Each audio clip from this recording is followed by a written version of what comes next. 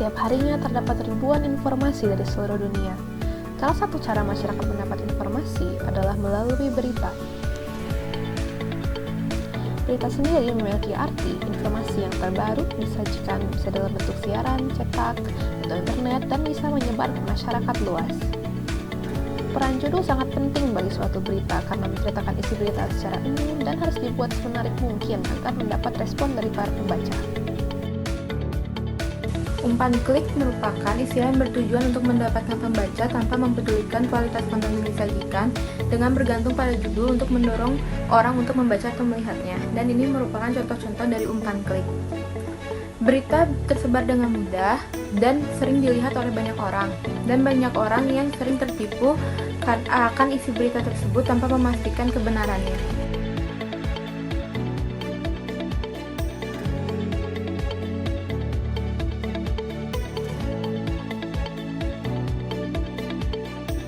Metode yang digunakan adalah metode berpikir kritis. Terdapat di dalamnya seperti identifikasi persoalan, menetapkan tujuan, mencurahkan gagasan, memprediksi hasil, mengambil keputusan, dan juga evaluasi.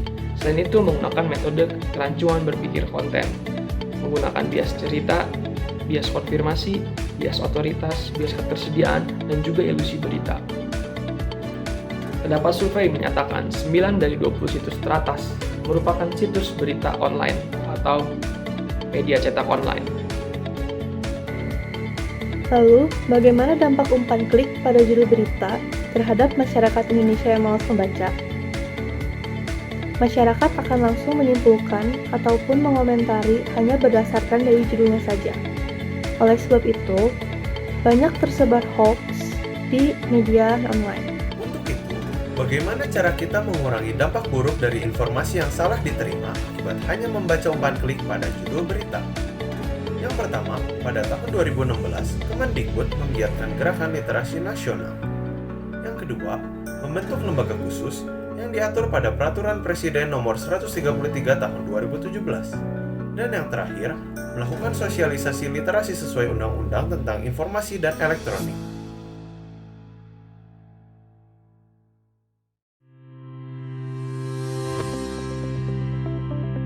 Pada tahun 2018, skor rata-rata Indonesia dalam membaca adalah 371, penurunan signifikan dari tahun sebelumnya.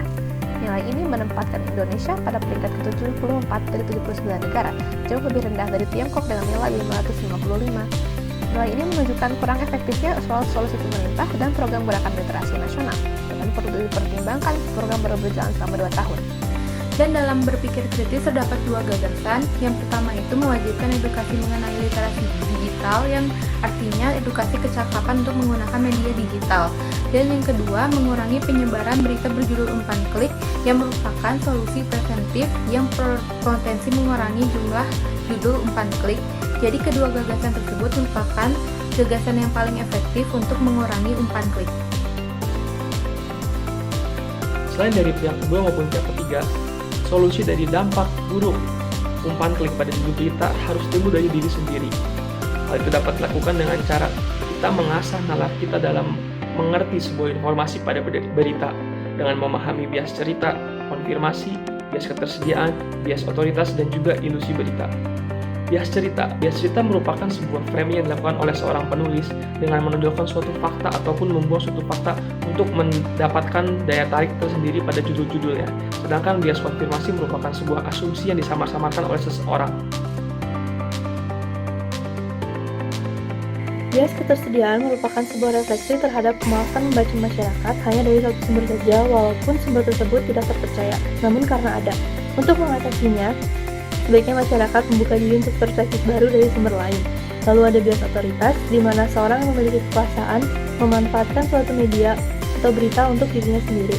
Lalu ada ilusi berita, yang terjadi ketika seorang menerima terlalu banyak berita dan merasa bahwa mengetahui banyak hal bukanlah hal yang baik.